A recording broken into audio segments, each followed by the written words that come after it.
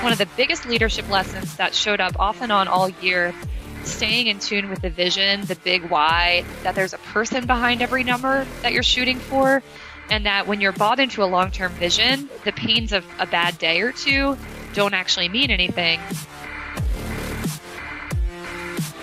Look at the people you're surrounding yourself with, wherever you are in your team or agent production or leadership journey. If you're at a ceiling, look at who is out there that has gone to that next level of success. What up, Masters? Welcome to another episode of Path to Mastery. And here we are this week with Tina Beliveau out of Baltimore, Maryland. She's absolutely crushing it. Her team's doing 40 million volume, while she is actually the team leader of the Market Center with over 300 agents. Listen, she's investing about 5 hours a week in her team, and it is killing it. And she does this, I like to call this interview going from I to we, meaning I'm doing everything. It's all about me to it's we, it's us, it's leverage, it's having a team, it's having talent. She talks to us about talent, but she also talks to us about opportunities, my friends.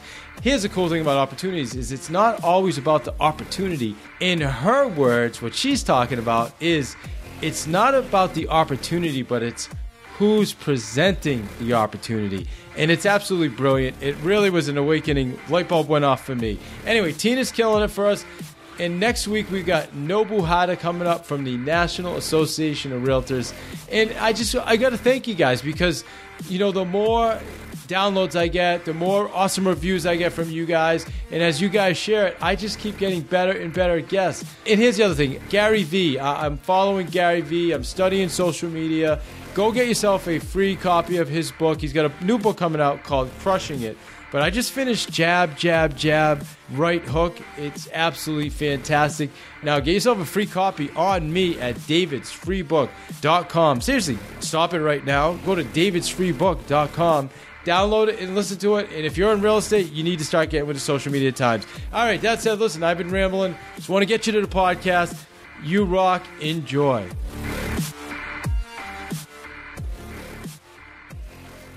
What up, Masters? Welcome to another episode of Path to Mastery. And today we are with Tina Beliveau out of the Maryland, is it the Baltimore, Maryland area. Tina, is that where you're from?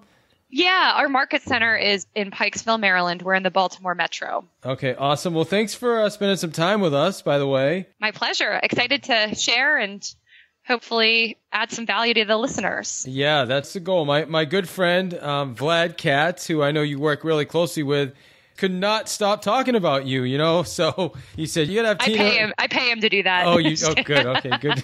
Good to know. Well, beyond that though, I mean, if you look at your numbers, I know you were doing close to 50 million in production. And now from what you're telling me, you're working 5 hours a week in real estate and you still have a team doing 40 million. Yes. That is certainly something to talk about. Yeah. I'm really, I guess proud is the word for the people that are in my organization on the team level that have really stepped up. I just celebrated my 1-year anniversary as the co-team leader of our market center with Vlad. Congrats. So yeah, thank you. And it's been kind of like a wake-up call of what it felt like to be a new agent. I forgot what it's like to be consciously incompetent for perhaps an extended period of time as you master a whole new craft. And now being at like the 1-year mark of all the leadership lessons, I said to our leadership team yesterday, I truly feel like I'm a different person than I was when I took this job a year ago, because it's impossible to function and perform at a high level in a leadership role without really improving and leveling up who you are, how you communicate, how you engage with people, leading, inspiring, whatever words you want to use, getting people into action, having conversations that, I would just ignore in the past because it was more comfortable to, maybe dance around things. Like I've just really broken through with my leadership ability in the last year. And I'm looking forward to that showing up even more in the growth of my team and its numbers, because this year has been a really interesting journey of when you are wearing two hats and figuring out what it takes to wear both hats well. And spoiler alert, the secret is the who's that are involved with that. And it took me almost a year to really see that clearly. And I'm just really excited for actually this next chapter, year 2. I feel like I actually have a clue about what I'm doing and that I'm providing a lot of value to my team and everyone in my market center and the people that are looking and joining our market center. It's a great place to be. Awesome. Well, that was a lot of good stuff you just gave us. So let's break that down.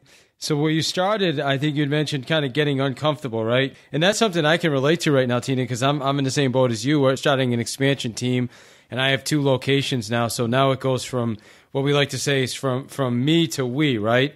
Is that the same language you guys? And it's you talked about leadership, right? It's all about leadership, but then also communication is going to be key. And from my perspective, and you tell me where you're coming from. Nobody really taught me leadership skills growing up, right? I learned, I've been in sales my whole life. I learned how to sell. But now when you're talking about leading people and leading teams, these are completely different skill sets. Yeah, and it's interesting. One thing I was actually reflecting on in a conversation this morning is, just by virtue of what I picked up being an agent in Keller Williams, like my leadership was already a lot better than I gave myself credit for. However, the journey I've been on, whether you're expanding and recruiting agents to an expansion team or your own team or to a market center, there's just a lot more there to work through. It's just like you're playing a bigger game. I'm playing a bigger game and I can't get away with cheating. There's something you said, I don't know exactly the words you just used, but going from I to we, I was running close to a $50 million team, but there was still a boatload of I in there. Don't get me wrong. There were people on the team and they were performing and doing good work. And it was still a lot of me driving, the only D in the team, continuously. So like providing a lot of the drive and the push and the ideas and very much a centralized system where everything was running through me versus decentralized with leaders that were empowered inside.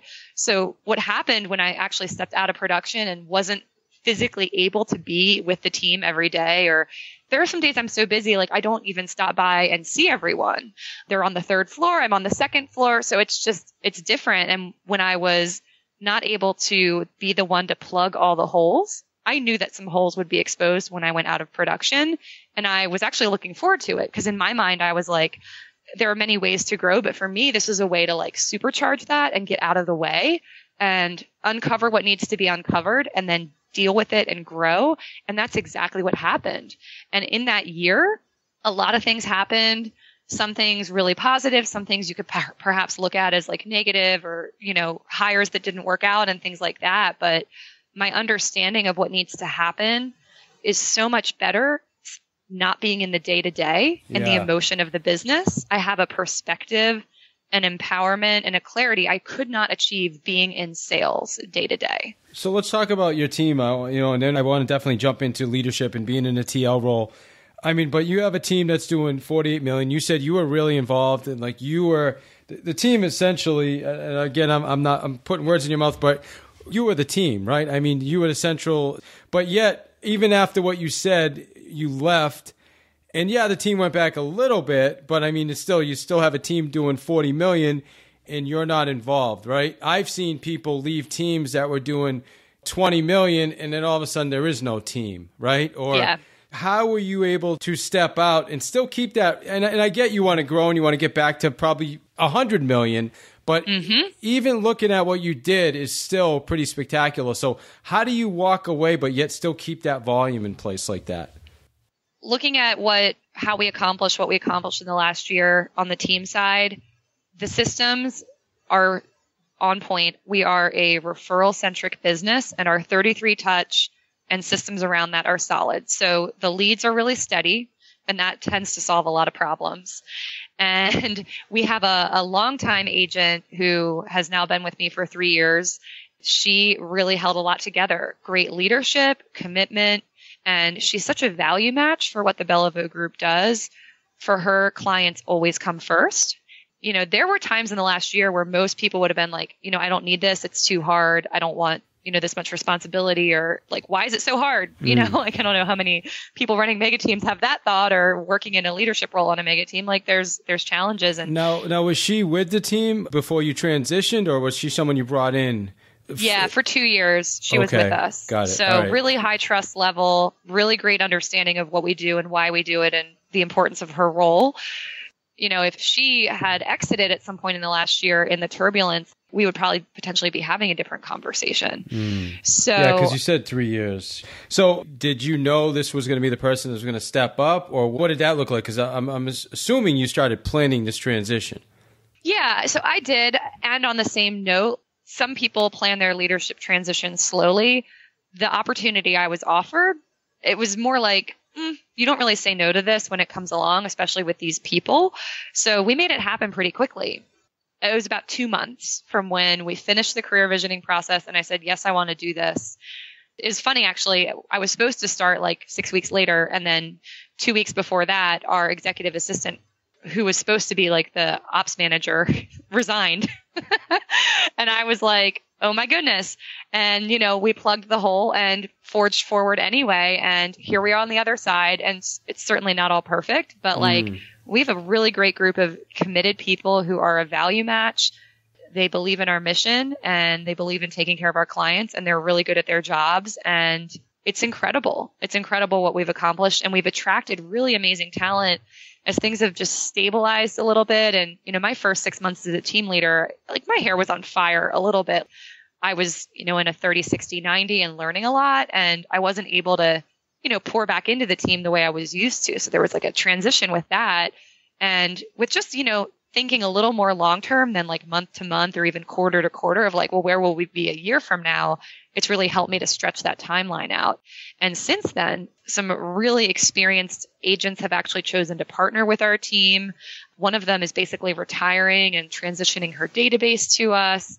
We have someone else who's doing a similar type of thing. We've brought in other great talent. So no, let me ask you this. The person that's running, I'm assuming this is the person that's running your team, the person we're talking about, 3-year agent. What's her name?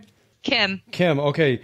Are these people that Kim attracted to the team, or are these people that you attracted to the team? It's a mix of both. It would be impossible to say who, but our team has a really great reputation in our market center and locally. Team. Okay, got it. It's the team. It's the brand. Got it. Okay. It really, really is. And some people are attracted to me. They see my success and want to be around that. And that's great.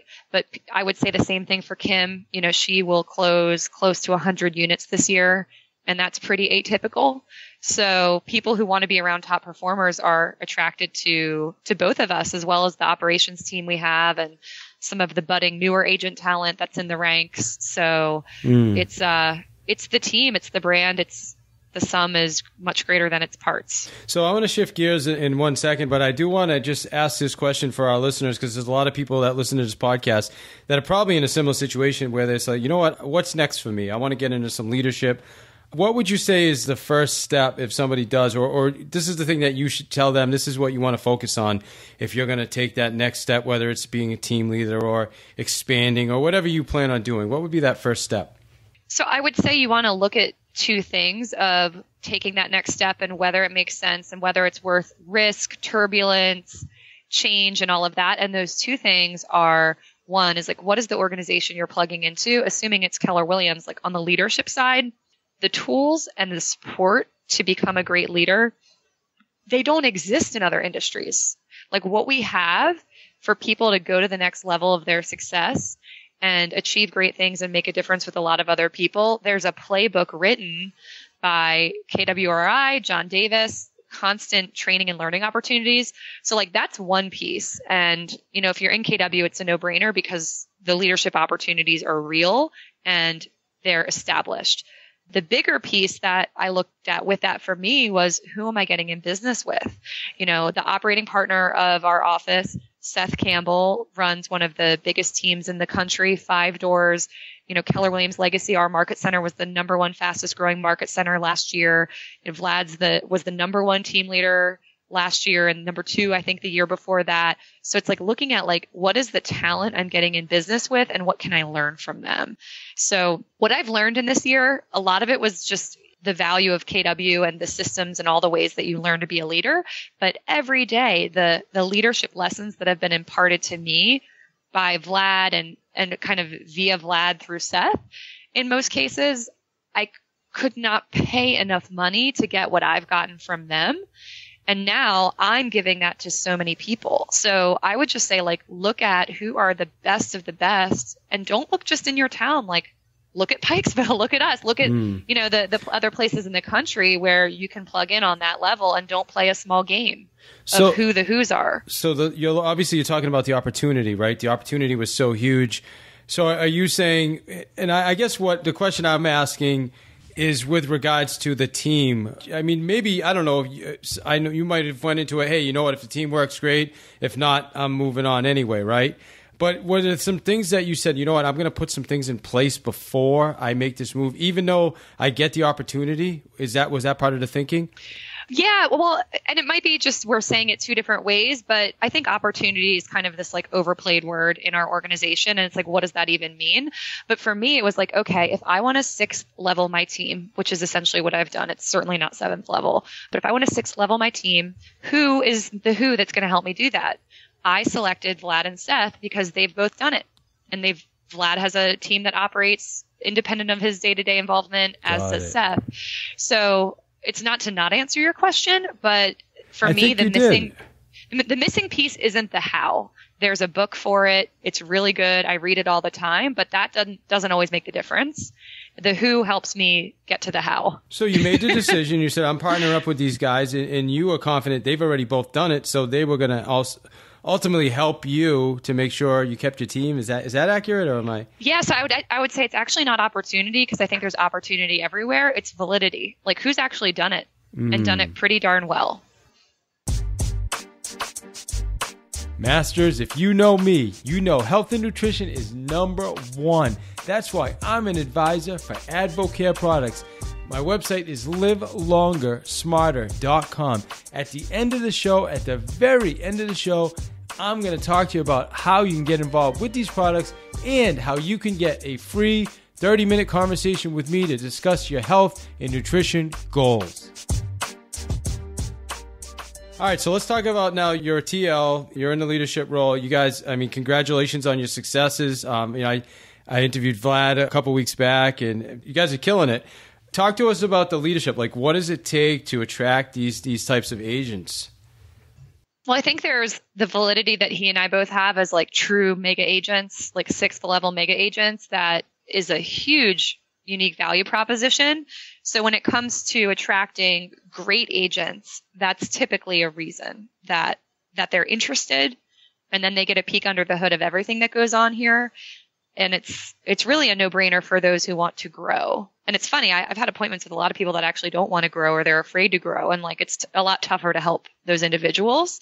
So like, I'm on a hunt for the growth-minded people wherever they are in their trajectory.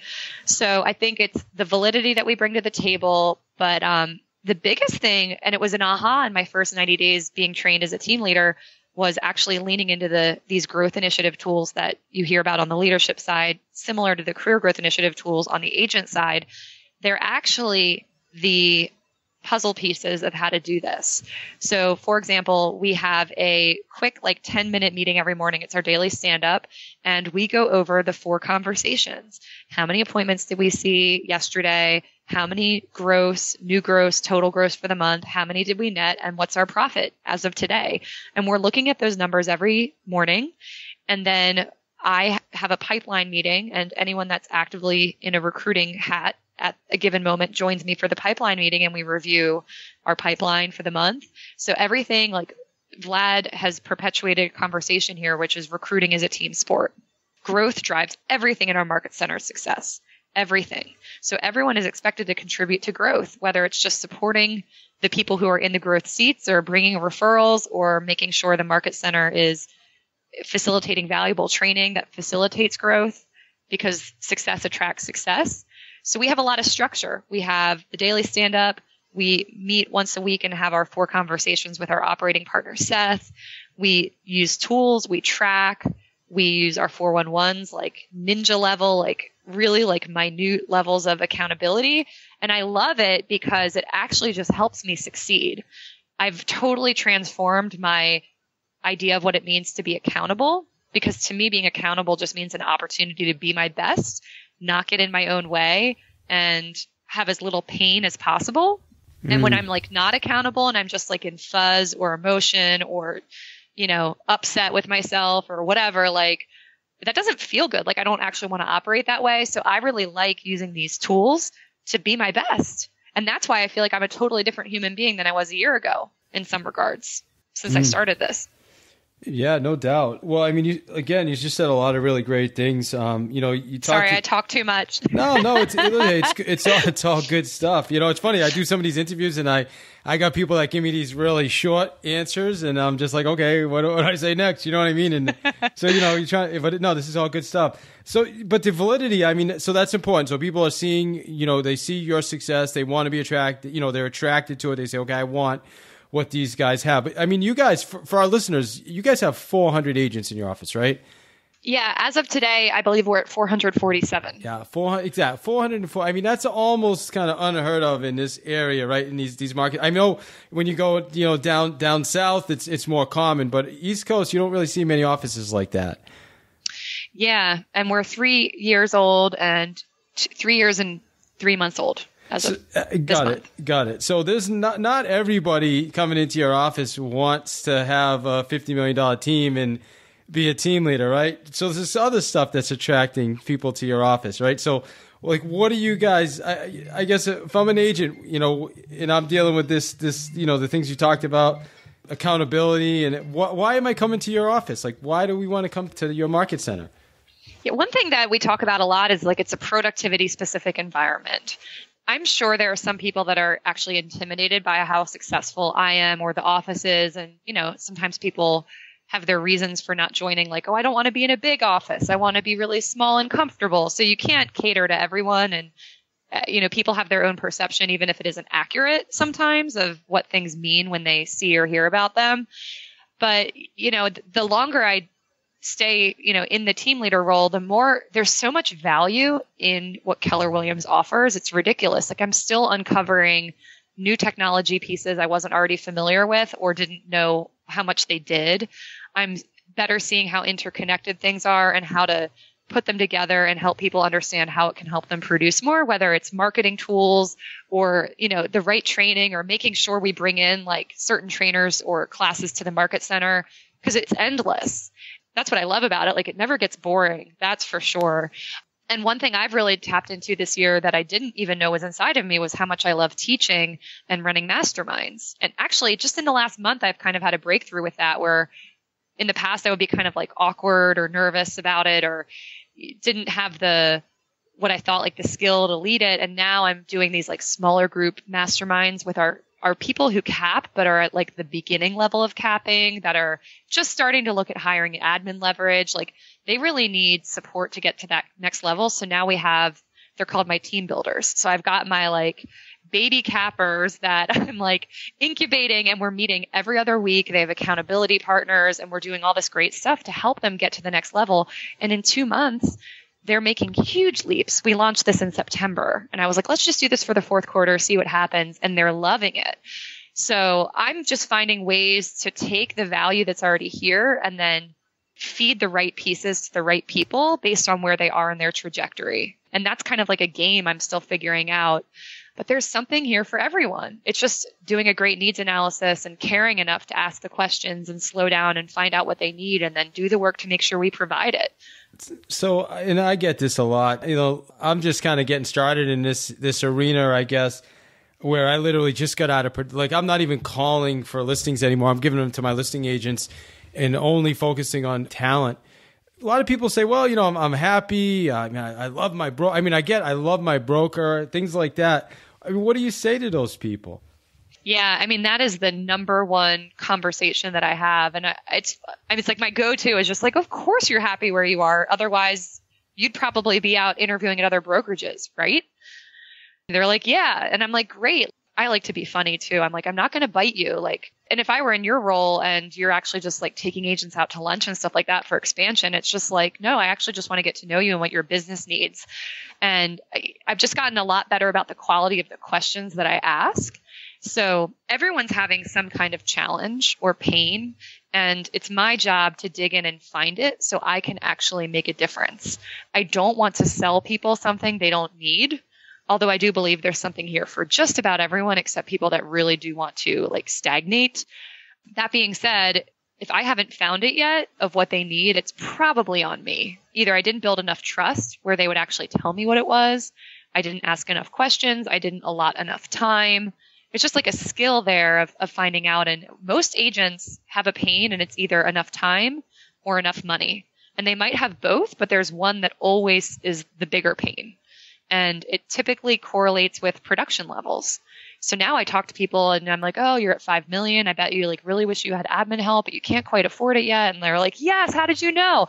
So just being able to have those conversations where I can be like, yeah, so here are some things for you to think about. Have you done this? What about that? How are you going to handle that? How do you actually see yourself getting to 10? How do you see yourself being able to take nights and weekends off? And it's like Diana Kokoska's 4 quadrants of, positive present, what's great now, negative present, what isn't great now, negative future, what happens if nothing changes and this continues on the path that it's on, and then positive future, what happens when you're here and you have the team or, whatever the prescription might be for what they're dealing with, but spending a lot of time in that negative present and negative future and really assessing what the pain is and how to help them. And I found myself like that doesn't come naturally to me. I'm like super optimistic. Yeah, me too. And I prefer to like find out what's going on and be like, here's what we can do. Like, let's go. That does not work. Hey, I want to take you back to something, Noah. At some point, I mean, we're 3 years later, you guys are where you are. But when you first got out of business, you got into this role. This role was new to you, right? So you're probably at a place where, maybe you're not as confident, right, as you were now. I'm imagining this. I mean, I'm guessing. Yes. Oh, without a doubt, yes. And very, maybe you're very having not confident. A lot of doubts in your mind, and people are saying no, and they're saying, I love my broker, and you might not know how to handle that. How do you, and you're in the middle of that, how did you keep moving forward to get where you are today? I think this is a great question for our listeners. Yeah, this would be good. I mean, I don't want to scare anyone who's thinking about becoming a team leader, but I'm just going to say it. My first month was a bloodbath. Here's the thing. I followed the philosophy of like focus on the lead indicators and the lag will come and get better. So I set and went on a bunch of appointments, and man, they were bad appointments. Like awkward. I did these like awkward tours around the office because I didn't have like my spiel down about the office yet. Like I didn't even know what I was talking about half the time, even though I was an agent here. Like the leadership perspective is so different. So yeah, I went on a bunch of bad appointments, and that's actually the way you get better. And I was doing I so value now the 5 jobs of a real estate agent. They're the same 5 jobs as a recruiter: script practice and role play, lead generate, lead follow up, go on appointments, and negotiate. I had a role play partner every morning. You and I were role playing at one point. I lead generated every day from 9 to noon. Now I'm a 9 to 11 schedule, but I put in tons of time on task on lead gen. And then I stacked my calendar with appointments, and it was tough.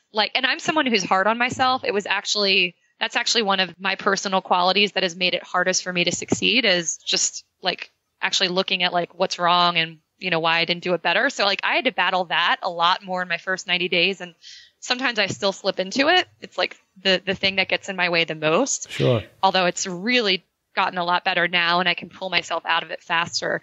But having great leadership and support, I was lucky to have the best team leader in the world at my elbow. So I can't kind of overstate how much of a difference that made. Yeah. But being in a constant feedback loop between all that time on task and the script practice. Oh, and we were doing Bold, by the way. It was like fall last year, launched right with Bold, brand new team leader. And even seeing like I wasn't putting up that many numbers on the board, and I was booking a bunch of appointments and then people didn't come. I just had to keep going forward. And I feel like that's the path of a leader. You have to keep going forward regardless of how you feel and what people think of it and what the outcome was yesterday.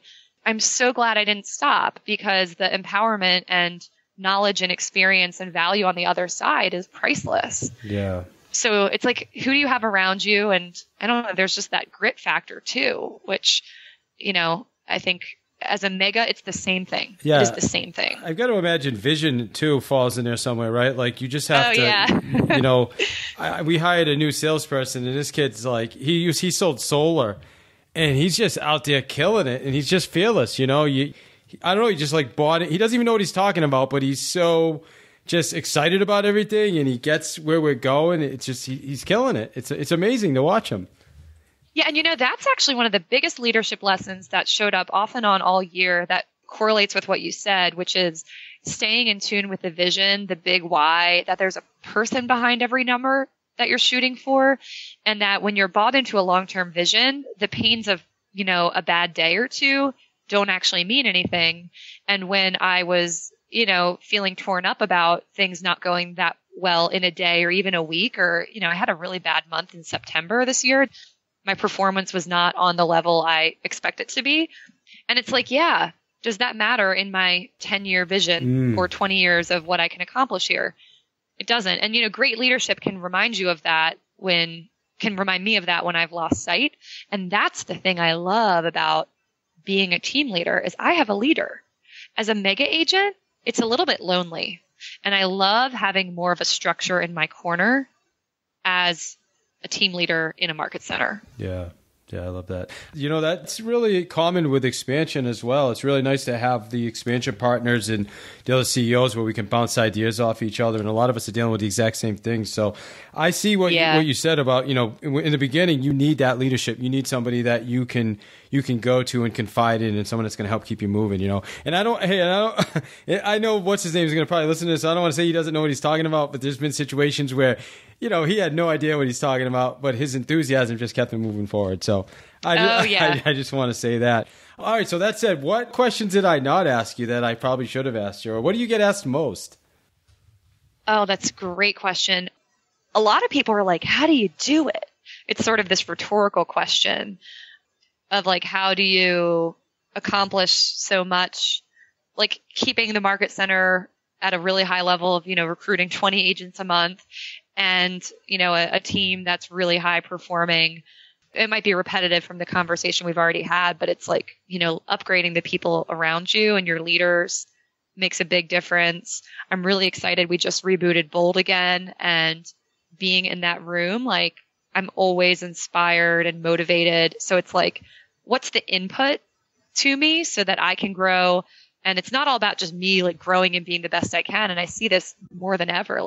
The difference I get to make as a team leader, I love what I did as an agent, and I got a lot of appreciation from clients and a very like high level of referral business and stuff. But when you change someone's business, it's different than buying or selling a house. Like it's so real, and it actually does change their family. It changes what's possible for where they live and where their kids go to school and the quality of their life and the time they have with their family and like all of that. And I get notes from agents in our market center that like blow my mind. So being able to be like that kind of difference maker is just massive. Yeah. Great point. So what would you say? I mean, looking at you, Tina, if I had to say, what's the thing that makes you most successful? Like, why are you obviously at a successful team? Now you're a very successful team leader role. What is that? What makes you like that? Insanity. Is that the workout program, or is it? No.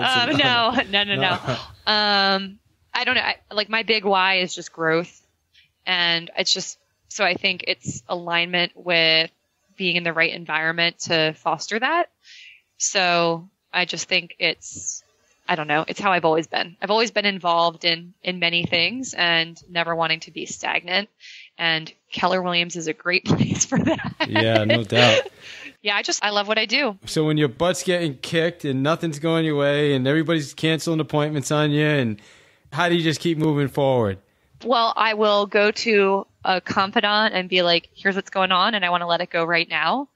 Like I've done a lot of work personally in the last year on sort of like surrendering my feelings and like leaving them at the door so that I can continue to grow and like function at the level I want to function. So it's like having people in my corner where I can kind of be like, this is happening. Everything's hitting the fan. Maybe a little bit of empathy or, someone being like, yeah, that's got to be hard. And then I'm like, okay, what am I going to do? So it's just like having that support structure around me makes a difference. And then I am bought into what I'm doing. It's the right match. Like the career visioning process is so powerful. I'm a really high match for a team leader.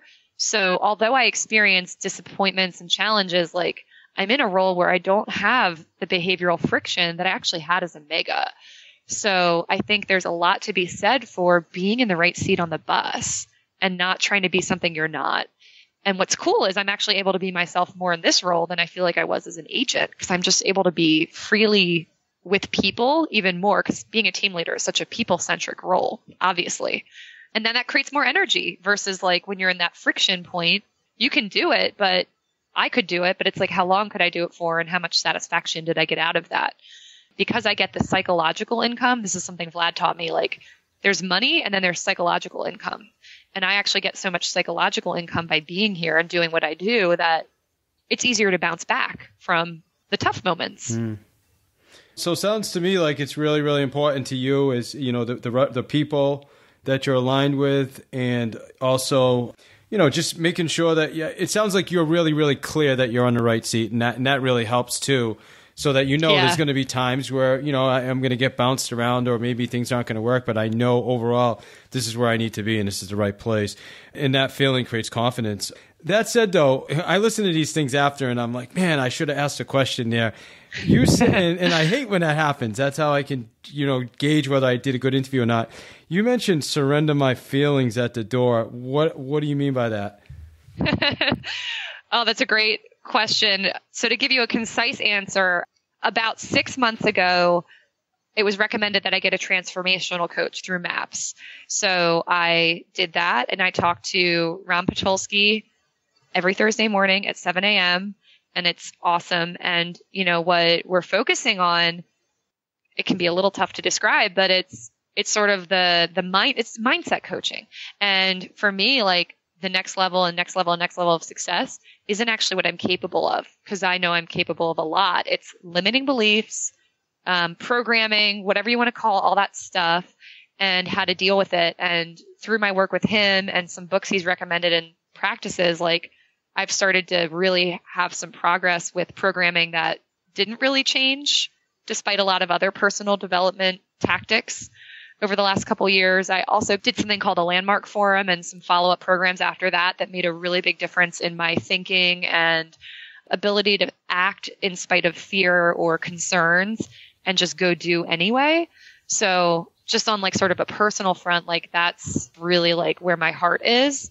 And this role as a team leader is kind of a forum to do that. So yeah, it's like the disappointment or the not believing in myself or whatever those things are that get in my way, or you know, even just like dumb little thoughts that repeat where I'll sit down and be like, they're not going to join. Yeah, exactly. Like, I know. That kind of thinking. Like it's there. And it's like being able to see it and know that it's actually not true versus believe it and buy into it and act in accordance with that.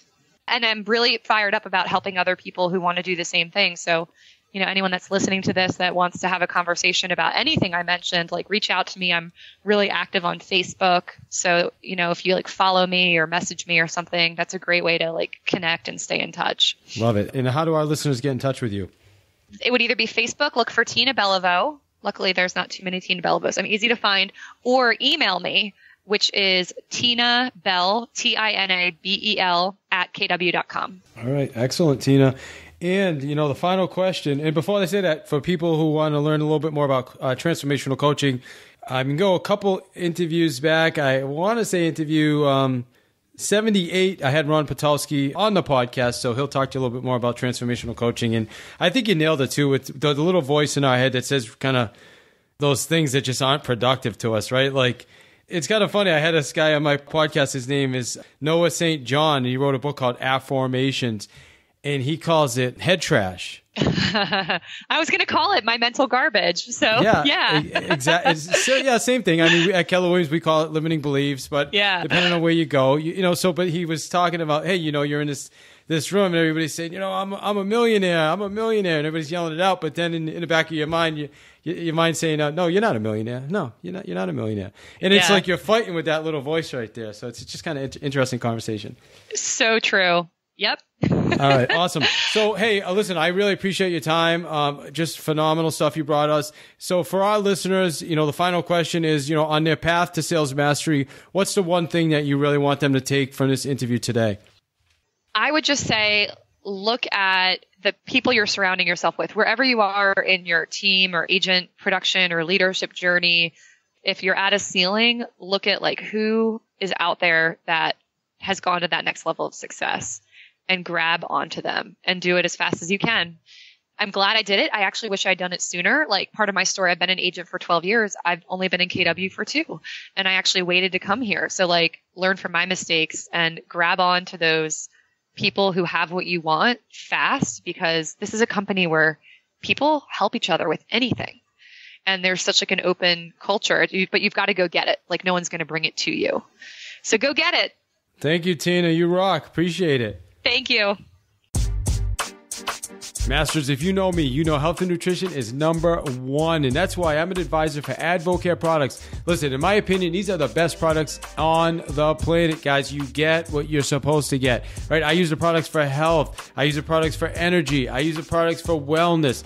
So we have all the different lines from Spark, starting your day with a great energy shot, all the way to pre-workout. It's whatever your goals are, right? It's whatever your goals are. You can check out the products at www.livelongersmarter.com. That's my website. Or reach out to me, and I'd love to have a 30-minute or, anywhere from 15 to 30-minute conversation with you, just talking about your health and nutrition goals and what I can do to help you achieve those goals. So again, products, energy line, wellness line, whether it's joints, you're getting up there in the age, you just want to take care of yourself. I'll tell you, one of the greatest compliments I get is people, you say, wow, you look amazing. I cannot believe you are the age you are. Weight loss. I've helped lots of people, guys, lose weight, not just lose it, but keep it off with the products. And the cool thing is, I'd say 75% of the people who start with our products, they continue using our products even after they initially tried them, which has been amazing. And strength, if you're into bodybuilding, then hey, Rich Fronin, okay? I don't know if you know who Rich Fronin is. He's an advocate for Advocare as well. So amazing products. You can see us. We're featured on NASCAR, professional soccer, college basketball, college football, Men's Health magazine last month. These are the real deal, guys. LiveLongerSmarter.com is the website, or reach out to me if you, like I said, if you want to have a personal conversation with me, just send me an email. In the subject line, just put Advocare products, and I'd love, like I said, schedule a 15 to 30-minute call with you to talk about your health and nutrition goals. Guys, you rock.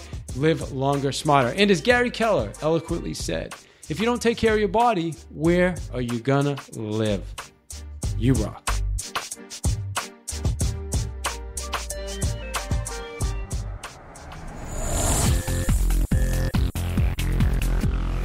You are listening to One More Sale with your host, David I. Hill, author of the Sales Playbook. Get your copy at www.thesalesplaybook.net.